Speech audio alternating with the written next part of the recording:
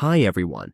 In today's tutorial, we will show you how to fix unsupported file type errors in Google Drive.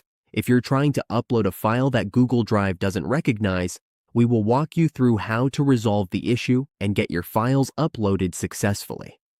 Now, let's get started. On your Google Drive, you might come across a file that is not supported. For example, it could be a video that is not in MP4 format, a GIF, or an image that is not in JPEG format, or maybe not a PDF. What we need to do is convert it to a supported format. If it's a video, we need to save it as an MP4. For example, if you have a video, we just need to change its format. If you have a document, like a Word file in a different format, we just need to change it to docs, CSV, or PDF. We simply need to convert it. To do this, we open the file and save it in a new format. Click on File, then go to Save As.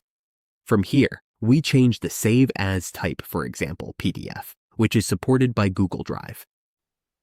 Once we have saved the file in a format that is compatible with Google Drive, we just need to upload it again using the File Upload option. That's it. We have successfully fixed unsupported file type errors in Google Drive. Now we can upload files without any problems.